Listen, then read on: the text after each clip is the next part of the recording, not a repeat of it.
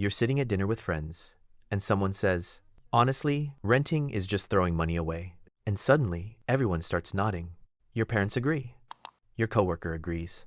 That one friend who bought a house 6 months ago agrees, even though he now spends every weekend at Home Depot looking emotionally defeated. And then you go home, open Zillow, look at house prices, open your banking app, look at your savings account, and think, am I behind? Am I wasting money? Should I buy a house before it becomes impossible?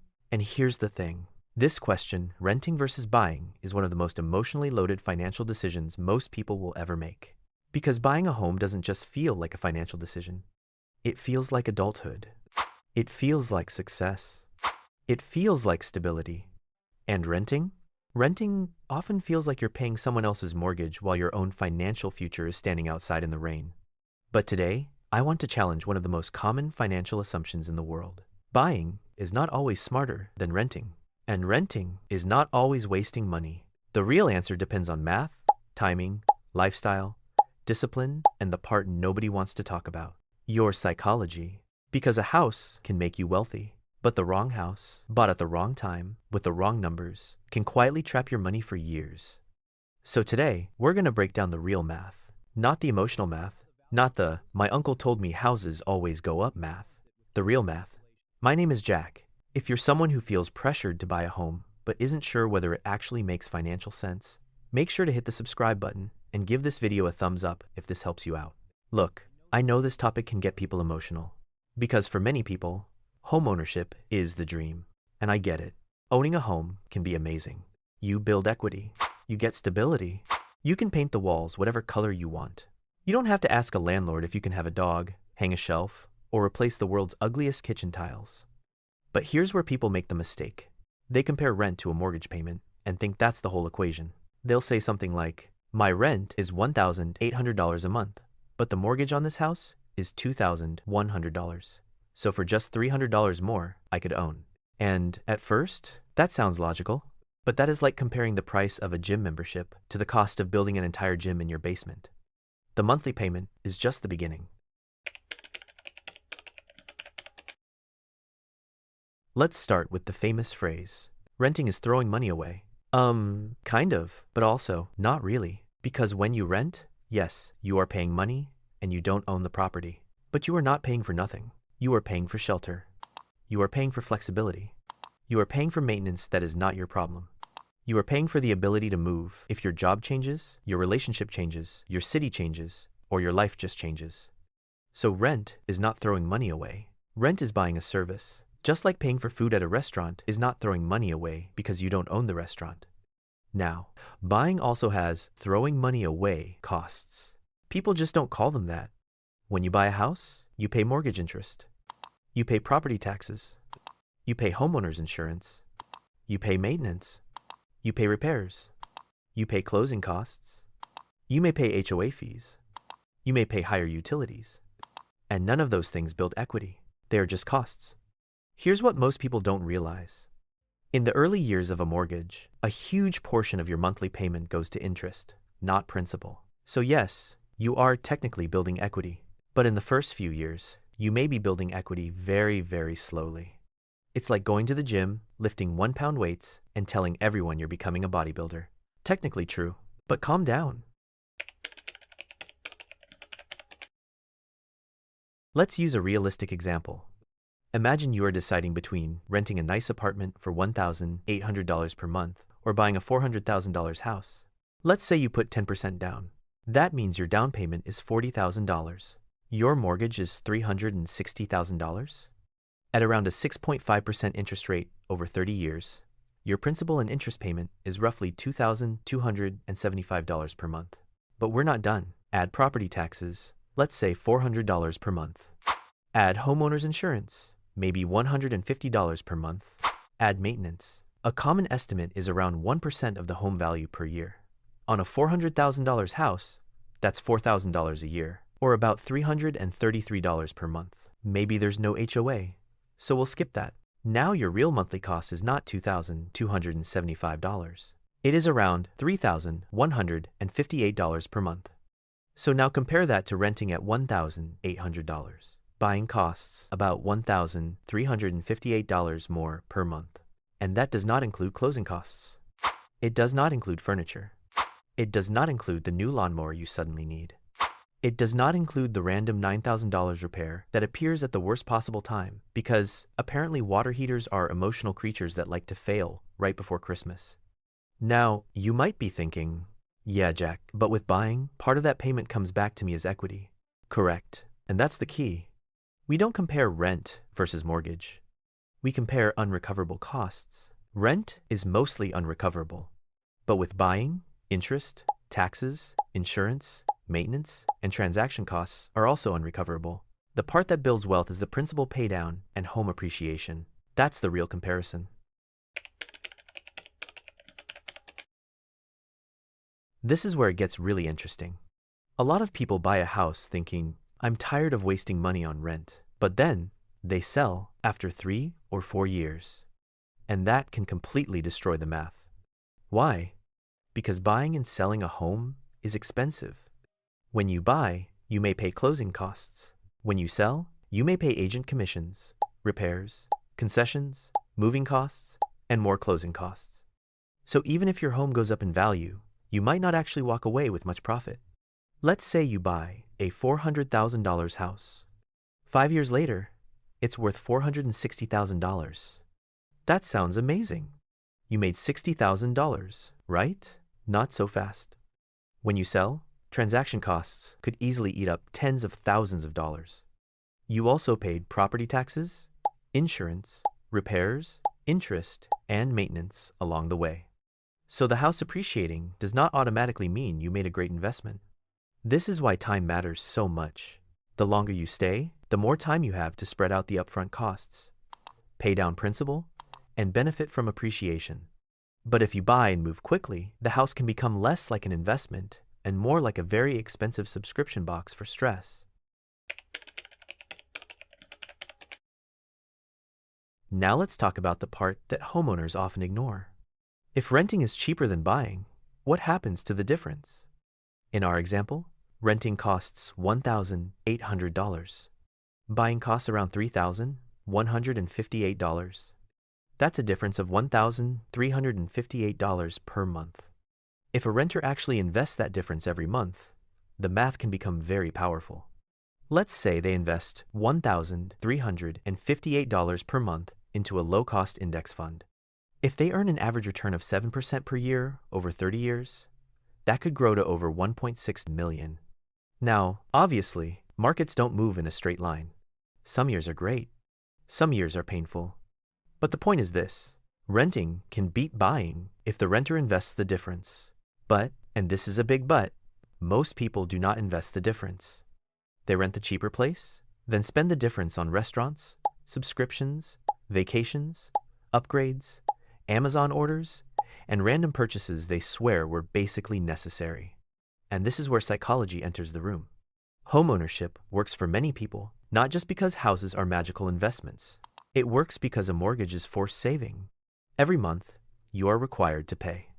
Part of that payment slowly builds equity. You don't have to be disciplined.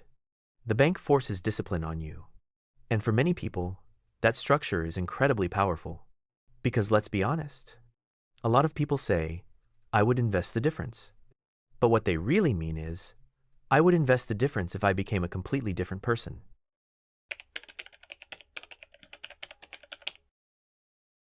Here's an important statistic.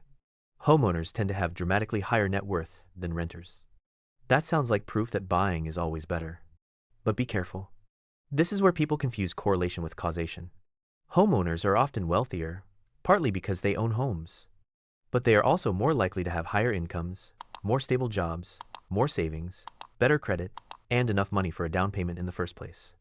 So yes, homeownership can build wealth. But the house is not the only reason homeowners have more wealth. It is also the behavior around the house.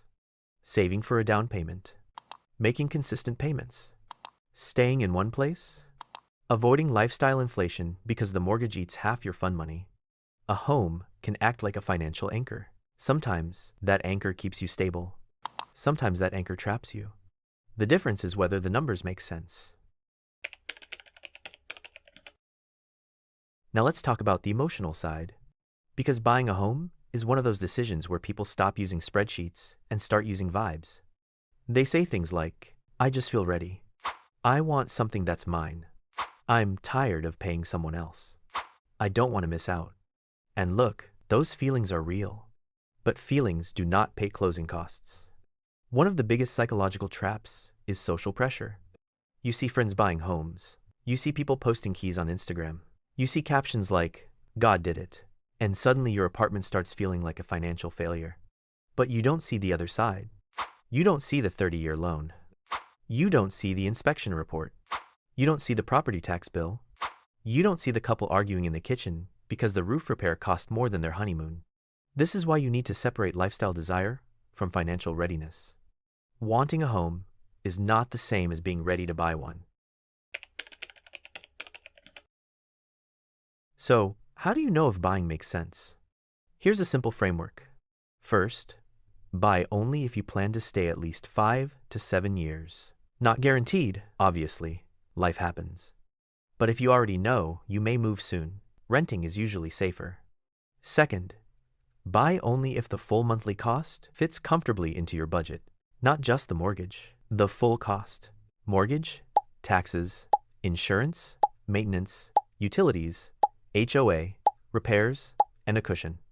If the house only works when everything goes perfectly, the house does not work. Third, buy only if you still have an emergency fund after closing. This is huge.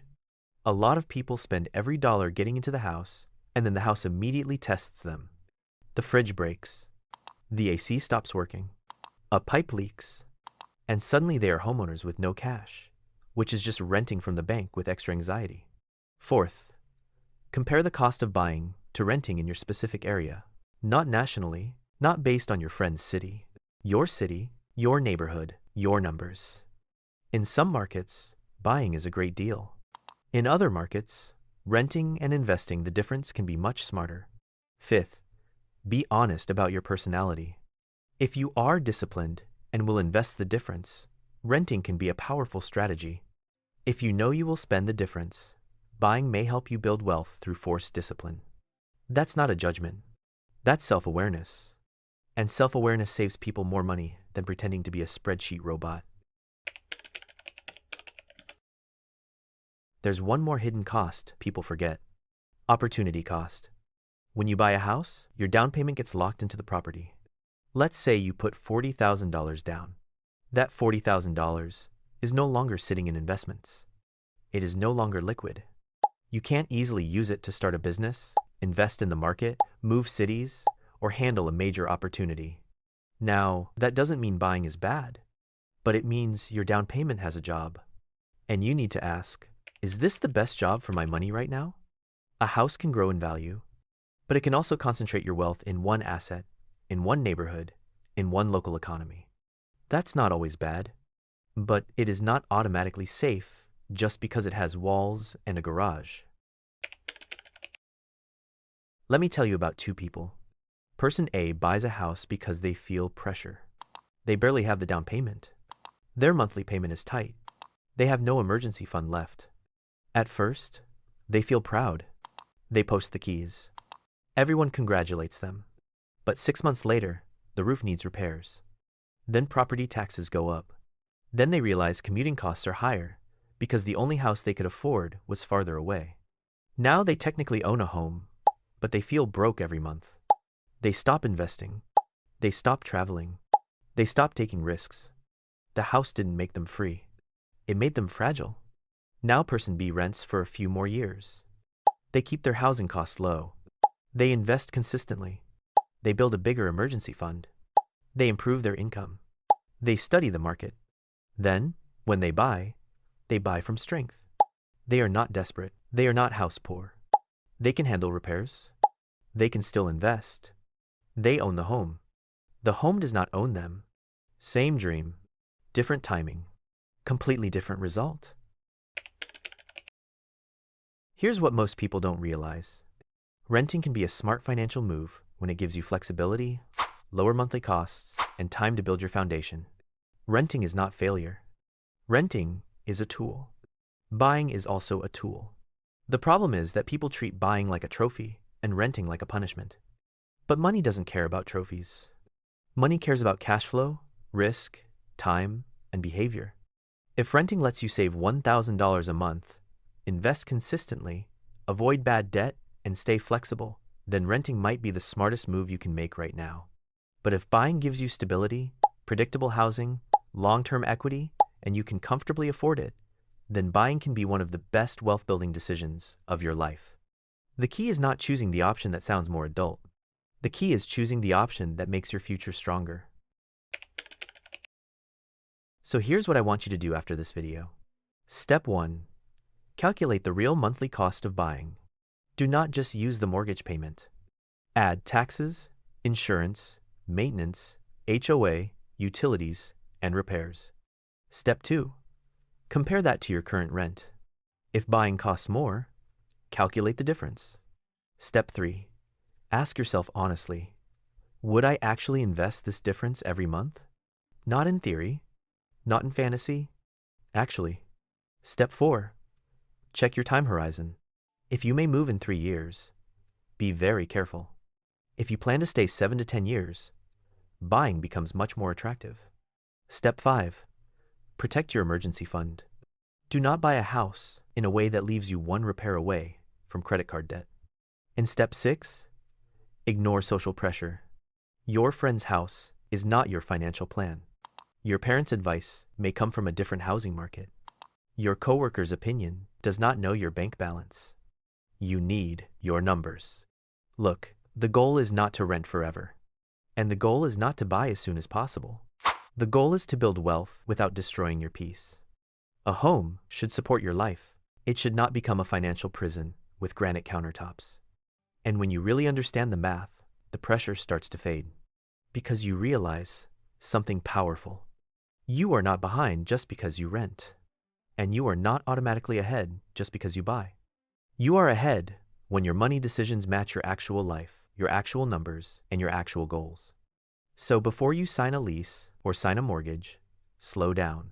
Run the math, respect the psychology, and make the decision from strength, not fear. Because the real flex is not owning a house. The real flex is owning your financial future. If this video helped you understand the real math behind renting versus buying, hit the subscribe button, give this video a thumbs up, and comment below. Are you renting right now, planning to buy, or still deciding? And remember, the best financial decision is not the one that impresses other people. It's the one that makes your future self breathe easier.